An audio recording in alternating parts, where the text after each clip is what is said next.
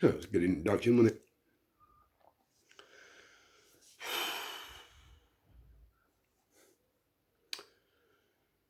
Oh, I don't know, I've been up since about 3:30, 4 o'clock.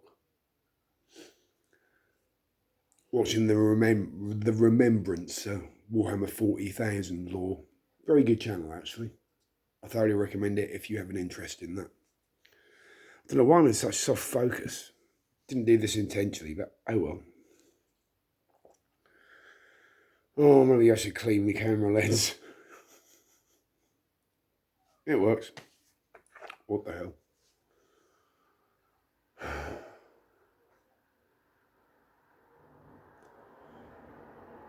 Feeling very down and worried about my mother.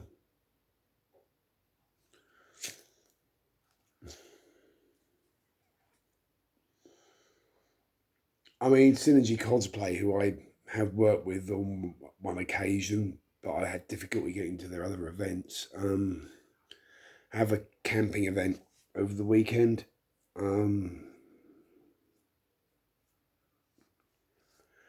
But due to financial restrictions and the fact that I have a volunteer shift to do Saturday morning, I can't really make it till the Sunday. And because from Ipswich to where it is, there's no buses. I'd have to take a train with outfits. Down to Needham Market. And then looks like bloody walk. I don't know. Unless someone on site can pick me up from Needham train station. Because it's just beyond where my mother still works, but she panics and says she can't drive up to Stonham Barns where she's been numerous occasions. I realise it's her lack of confidence and various other things that are going on with her, but it just upset me and I ended up upsetting her. But I sorted her out and cheered her up again. Yeah, I won't involve her. She, since my father's death 2 years ago, she's deteriorated quite a bit, and it does upset me. She just doesn't have the strength to do anything beyond what she generally does on a day-to-day basis. And I don't seem to be able to get through to her that she needs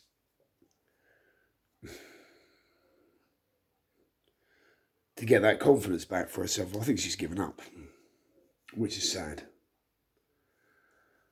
And I can see the fact that any attempt to sort out the house will have to wait until after she's gone, because she's not willing to let us start the process while she's alive, I don't think. Not wanting to let me start the process while she's alive.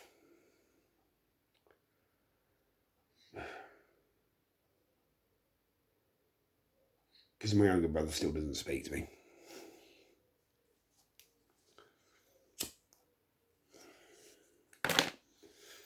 And, you know, someone who I thought of as a brother, as a new brother, betrayed me. Well, no, not a betrayal. Just wasn't who I thought he was. Betrayal is too dramatic. I'm a drama queen, though. Yeah, I know it. I just...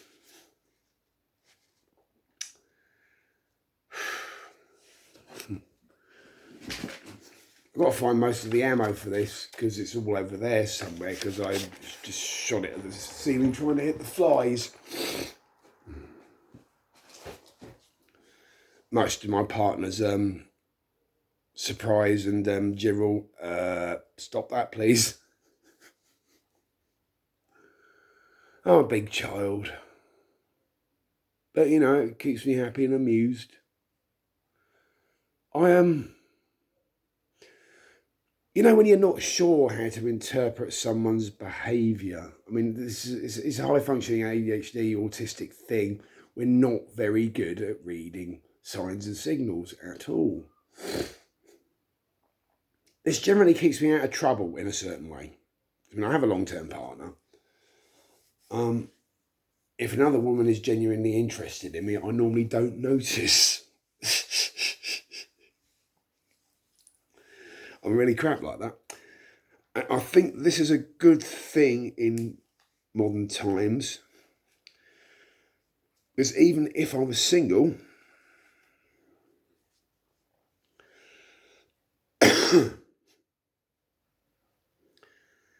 it means that a woman would literally have to stick her tongue down my throat for me to realise, oh, she fancies me.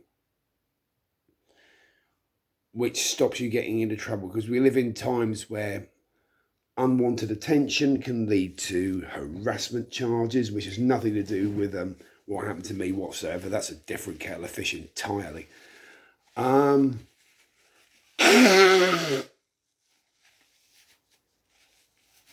Excuse me. I think my body is starting to function again. Third coffee in my Motorhead mug. Love Motorhead.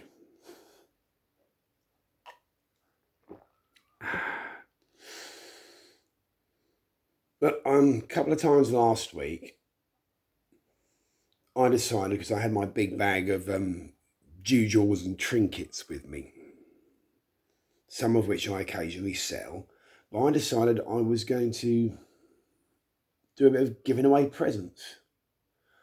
I was in the town centre in Ipswich, where I live, and there was an incredibly stunning, I think, Romanian girl. Married mother, possibly, so I reckon early to mid-20s, possibly, maybe younger. Long,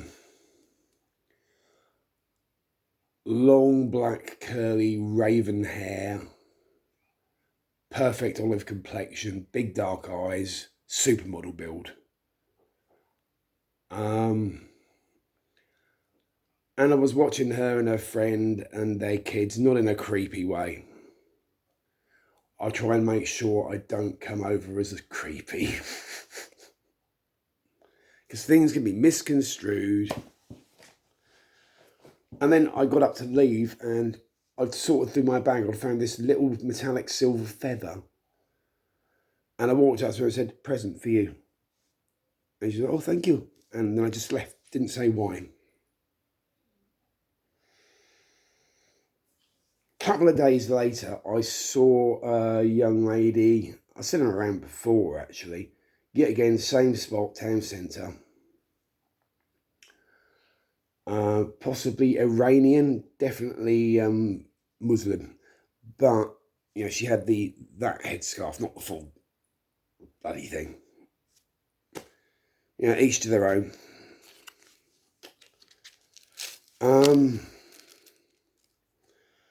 And she was very pretty, big dark eyes with the eyeliner, but also looked very forward-thinking, looked like she did makeup blogs and stuff like that. So a forward-thinking, independent Muslim woman, which I think is wonderful, you know. Born into the wrong family, she would have been in trouble, but I think obviously her parents are fine with it. And possibly her husband, I don't know. I didn't check for a wedding ring because I had no ill intentions. I gave her a semi-precious stone. And she was like, "Oh, thank you." And then I sat down. And then she got up. And she came up, she said, "Thank you very much." And I was like, "That's fine, don't worry, have a good day." I think with her mother and child, possibly. Well, I saw her again yesterday in Car Street pop-up shops. And she looked at me and was like, "Hi." And she noticed me interacting with everyone there. She saw me help my mate Paula, who's a little bit too short to nail things up at the kind of height I am, which is about 5'11", 6 foot.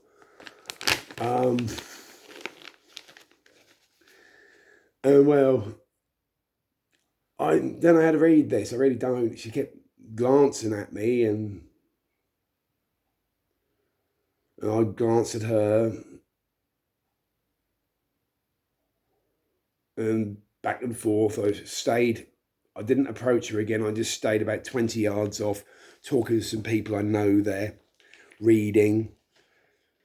And then she got halfway through her drink, which was in a portable container, and she left, and she didn't make eye contact or say goodbye.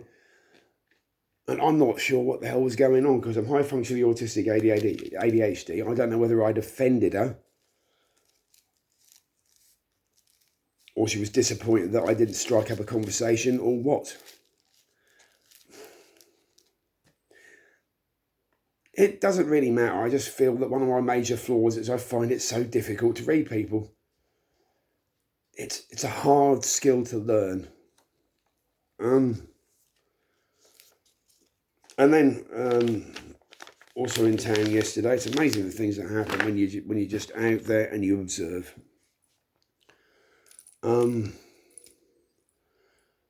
I saw this male homosexual, I don't know what, but there were about two males proudly holding hands, looking very defiant, and I thought that was beautiful. I mean, I'm straight, but I've got no problem with anyone else's sexual orientation. And well, there was this guy it doesn't matter whether he was English or not, does it really? No, it doesn't. He just looked at me after they walked past and went, England, it'd go downhill. I was like, fine, they don't harm anybody else. Where's the harm in it? And he was like, and I just walked away. So I thought, I'm not having this argument.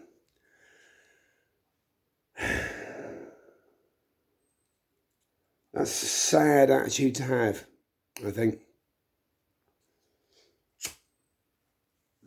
I think obviously he came from a country where that kind of thing is perhaps even legislated against, because there are countries in the world where that is the case.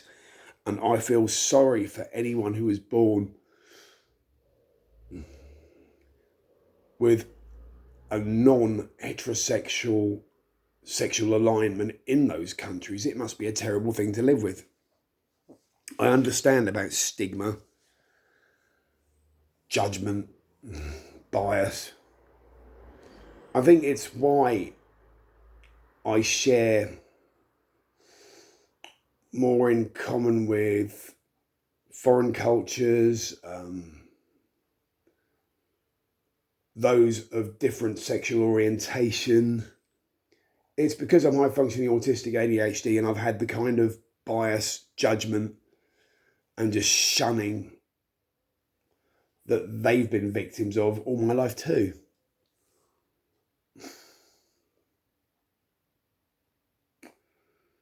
Yes, my partner is on another night shift, and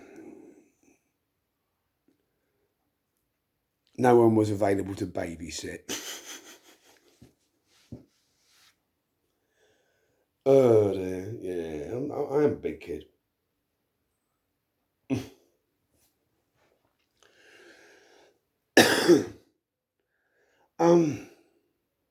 I think overall I'm just disappointed in people. But I shouldn't be. It's a fact of life that the majority of people you meet are going to be narrow-minded, judgmental, and frightened of anything different. That is human nature, unfortunately. Yeah, I'll talk to anyone. This soft focus is rather good, isn't it? Makes me look slightly younger. Yeah, a lot of people see me as a bit camp. I am. Comes naturally. I was like this long before Captain Jack Sparrow came along, by the way.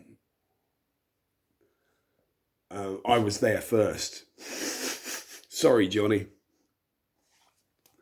Love you in a bit. But yeah, I must admit I hammed it up more once people told me I looked like that. I've had Orlando Bloom as well. Not literally. Sorry, Orlando. You're a real man. I've been told I look like Orlando. You used to look like Orlando Bloom as well. So not bad. I view that as a compliment. Yeah.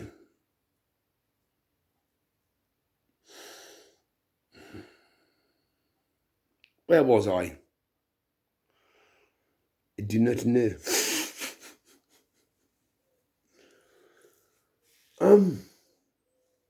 Yeah, I think I've lost the thread of where I was going, so I'll move on to another subject. Basically, I used to be vain as all hell. I used to check out my reflection in every reflective surface.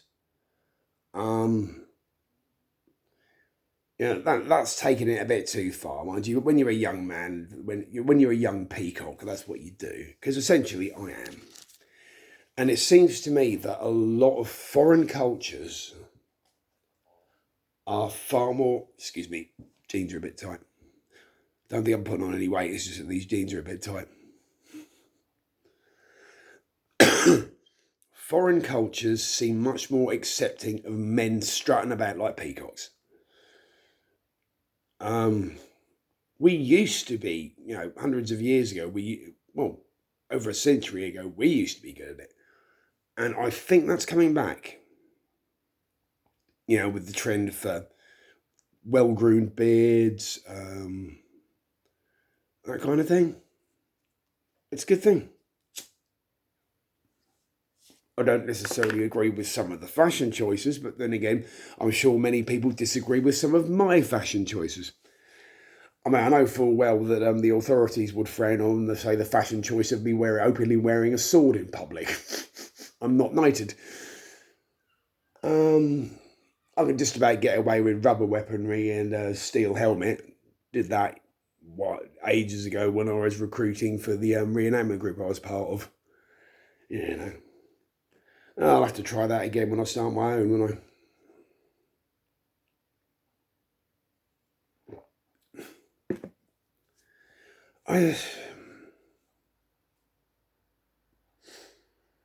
Many people,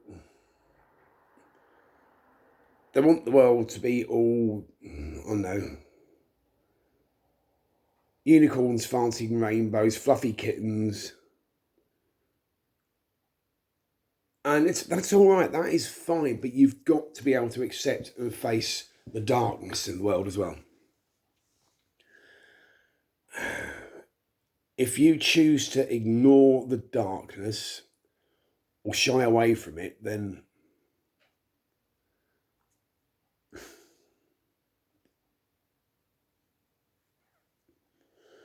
you're not balancing it. I'm too much on the dark side. No, I'm not a Sith. That's not what I'm talking about. I'm too much on the dark side. I can be very morbid. But this is a symptom of years of bitter experience, I think. I've been in some very dark places in my years. I've done things I'm not proud of. And it affects your outlook on life. I think that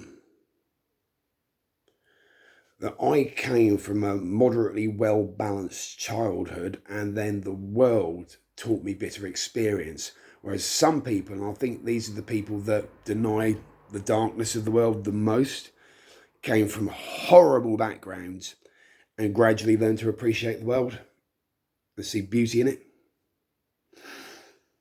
And that differing perspective makes you view things very differently. Well, that makes sense to me anyway. But, and I quote from the film The Flight of Dragons here, the ironic thing is evil has to exist because without evil, there'd be no contrast and good would be totally impotent. You have to balance it. This is what I think is wrong with our political system as well. There is no balance. There is no middle ground, which is why politics has become so polarised. Yeah, you can't. Well, as the old English saying goes, if you sit on the fence, you'll end up with splinters in your arse. You end up with both sides going, "Oh, you're this, you're that." I'm neither. I just wish there could be some happy medium other than this swing towards the far right and then a swing back towards the far left without any intervening pause that seems to have gone on, especially in British politics, for so long now.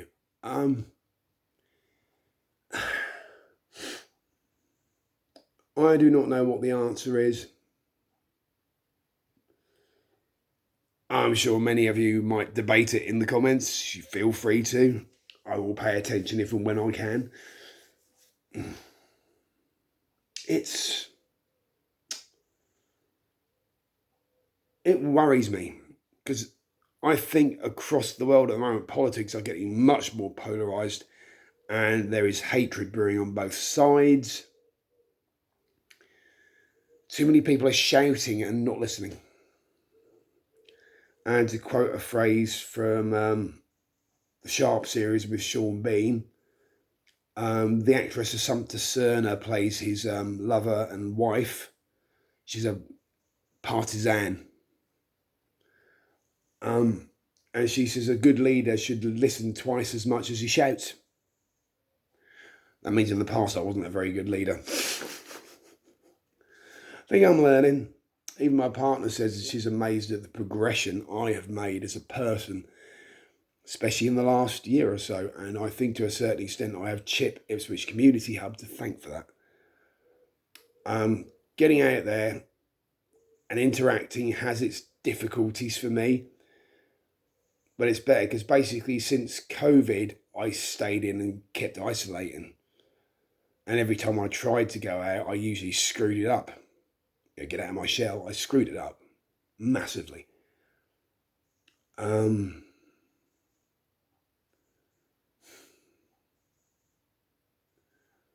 These days, I'm a lot more cautious. Someone who I know invited me to a birthday party last night. I couldn't have really afforded to go anyway, but then he said that members of the Viking reenactment group I think you're part of are going to be there. And when I got to know exactly who it was, because I was like, "Oh, are you sure?" And I thought, no. I just basically said, yeah, because of the bad blood on both sides there, I think it would be unwise for me to be there. Which is the best way of dealing with it, because as I've said, I want nothing more to do with the whole thing. The group was not right for me, and perhaps I was not right for the group. I think it works both ways. War under the bridge. Best way to be. If I want to avoid further charges against me.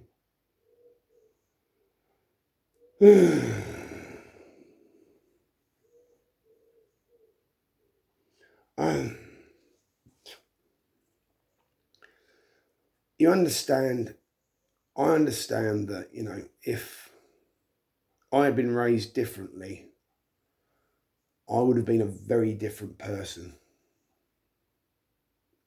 But people say, "Oh, you can do this, you can do that." From their perspective, yes. But if they have a very different outlook on life and they're trying to shape you to their outlook, that does not work. Every individual has their own take on life.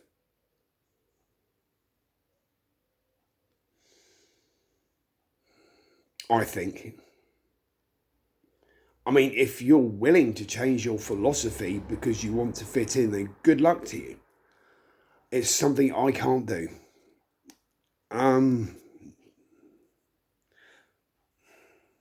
But I have to do what's right for me. Just like all of us should do what's right for us as an individual.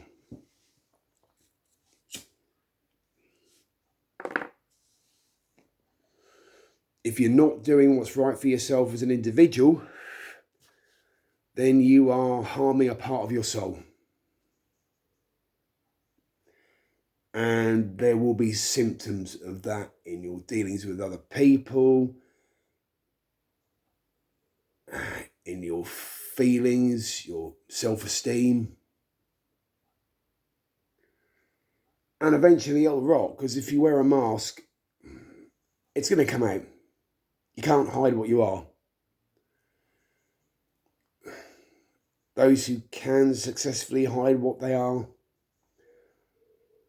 there's a reason for it. There's a lot of damage in the past, I would say. But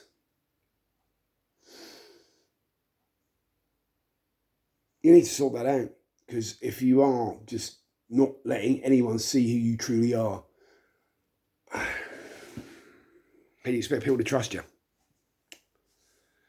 And this is my main issue. People who portray themselves as radically different to who they are on the inside, I don't trust them.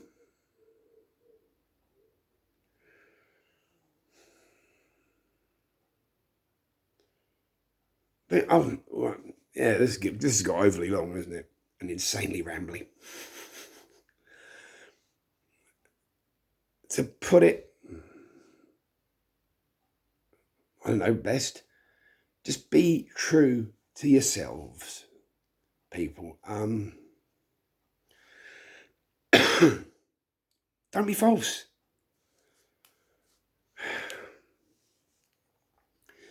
To quote from John Boorman's Excalibur, when a man or woman, or when any human being lies, there you go, political correctness, when any human being lies, they murder some part of the world. True fact, that. Always be willing to learn, especially from your own mistakes. Always be willing to accept different viewpoints, even though you disagree with them. I'm not very good at that one. But then again, in a recent situation, I think I was being told one thing, while everybody else was being told another. But there you go. That is just my perspective. That is just what I think. And there's no point in dwelling on it. Although naturally human beings do dwell on their mistakes, it is a natural reaction. Well, for people like me, because I still cringe over embarrassing mistakes I made 25 years ago. Like someone's come back to haunt you in the middle of the night. I was going to wrap this up, sorry. I was trying to end on a positive note there, wasn't I? So to end on a positive note, just live your life, you know? Providing you're not harming anyone intentionally, what's wrong with anything you do? That is the message I will end on. Thanks for listening.